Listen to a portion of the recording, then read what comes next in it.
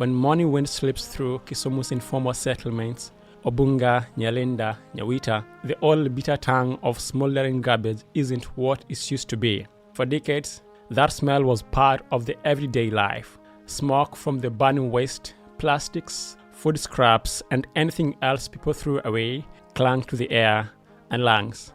Today, something is changing. Kisumu, Kenya's third largest city and the largest urban hub on the northern shore of Lake Victoria, is the testing ground for a bold United Nations-backed experiment to end open waste burning across Africa. Welcome to the Nature Trail podcast. I'm Steve Mokaya, and today we go inside Kisumu's bold experiment to end open waste burning.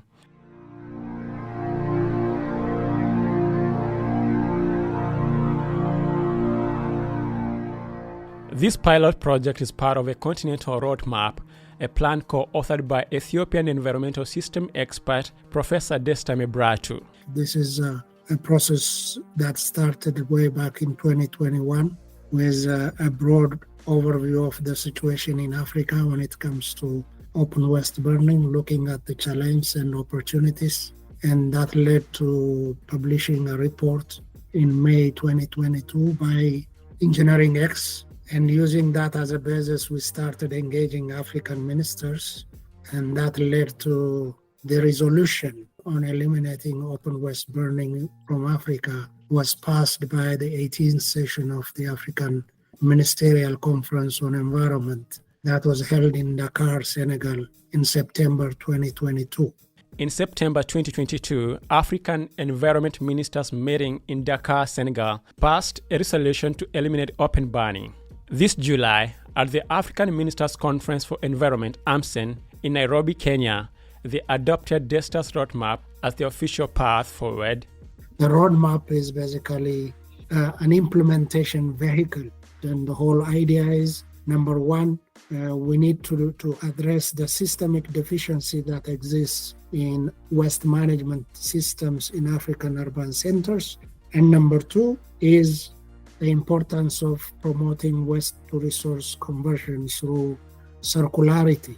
So this is because almost 80-85% of the waste generated from African urban centers is largely recyclable, either biodegradable, which is about 60%, or other recyclable materials, which constitutes about 20% of the overall waste.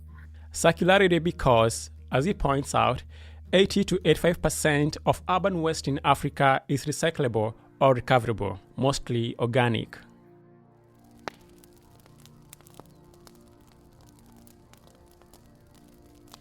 Waste burning has been the longest waste management practice for all society. It has been there for millennia. What made it more problematic now is that the character of the waste we generate has changed. And we have a number of wastes that contain significant pollutant elements. So when we burn a collection of waste that includes all sorts of materials, including plastics, we're generating highly toxic pollutants that affects our immediate environment and goes out into the atmosphere, comes back through precipitation, goes into the ground, comes into the food chain, and comes to our house. So we're basically creating pollutants that will affect the whole life cycle we have around us. A 2024 UN Environment Programme report warns that nearly 87% of municipal waste in sub-Saharan Africa is dumped and treated. Much of it ends up burnt in the open, contributing to an estimated 400,000 to 1 million deaths every year in the global south from diseases like cancer, heart disease, and malaria.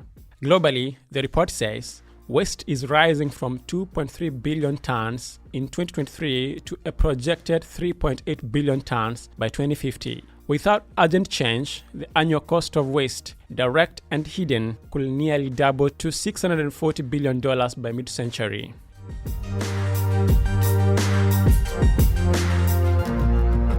In Kisumu, Kenya, the pilot began in April 2024. Practical Action, an international development organization, is leading the implementation. Joel Ombok is the pilot project manager. Before the pilot, the situation in Kisumu was not very good. We had a lot of illegal dump sites.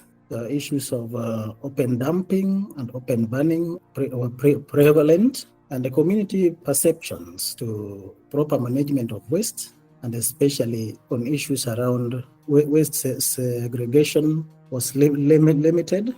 There was regular burning and open dumping in the yards. Waste handlers were not recognized and not equipped. And even when you look at the policy environment, there were gaps in policy and legislation on the provisions that discourage and prohibit open waste burning. The situation was not very, very good.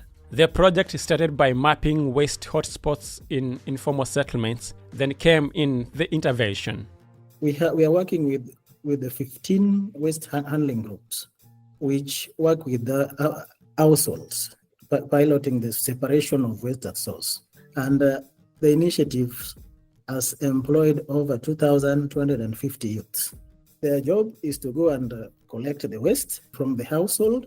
Because they are in touch with the households, we also work with them to distribute the separation bins. So the households which they have registered, they are issuing them with the separation bins. So they go there and collect the waste that have already been separated. The recyclables, they take to the buyback centers. The waste is weighed, and according to the specific weight of the waste, they are paid per kilogram.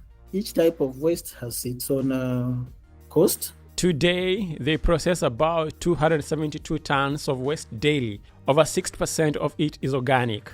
The pilot has formally engaged about 2,000 youth, more than half of them being women.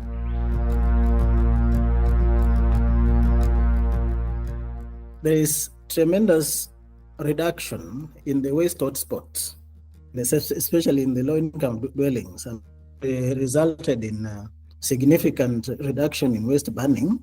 And when waste burning is low, which it means less emissions, we have mapped out around 3,000 households that are now separating the waste at source.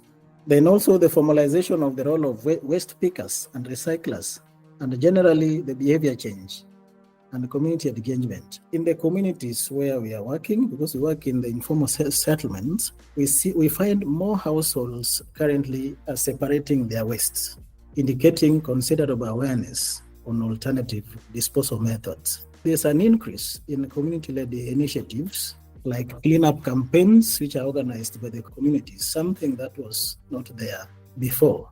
And also, schools, we have the children. Children now are ambassadors within the communities.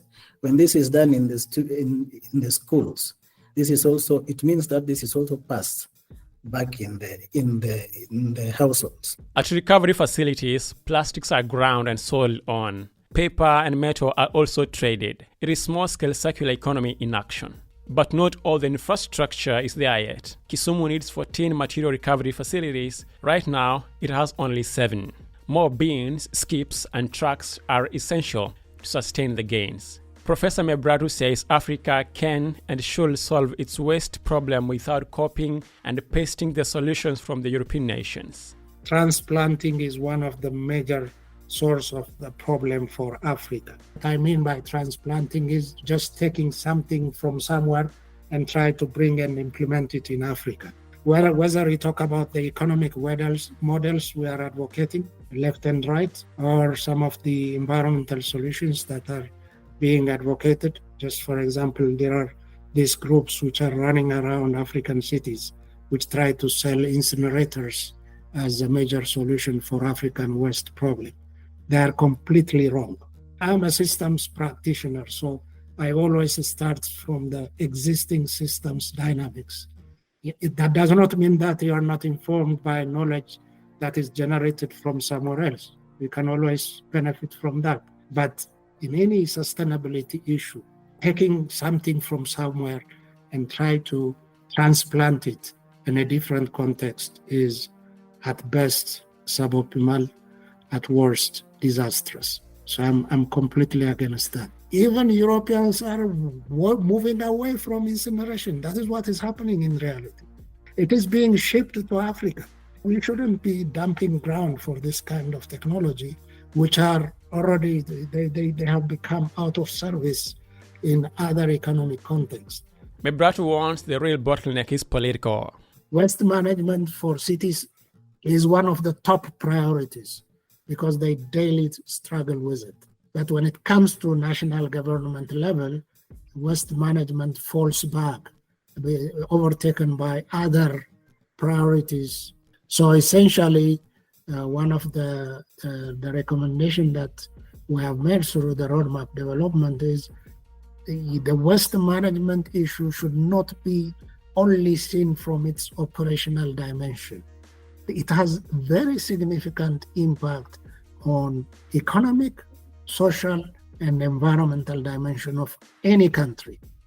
And if a country cannot or doesn't address the waste management issue, it will be significantly affected even by the way of addressing or meeting the sustainable development goals. This is not just a city or a municipality issue, it's much broader than that. And they need to recognize that and put it at a higher priority. And this is what most financing institutions have told us. They recognize the scope of the problem. They are willing to work or engage in it. But when it comes to priorities, waste management does not appear in most of the African countries' national priority list, which is totally wrong.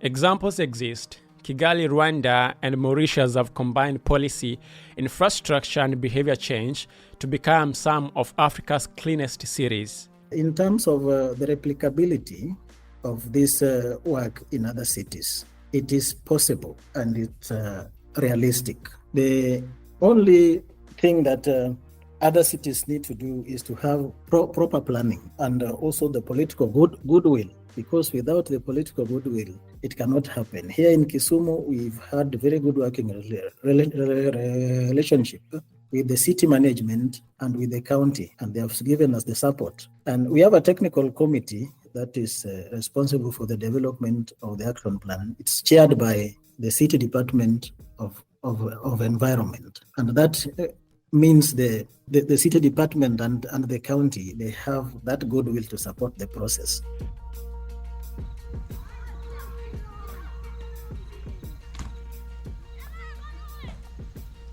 Back in Kisumu, children are learning to separate banana peels from bottles. Youth crews hold sorted sacks instead of ash. It is not the end of burning, not yet. But with pins at the door, trucks that show up, and a market for recyclables, Kisumu's skyline is starting to clear.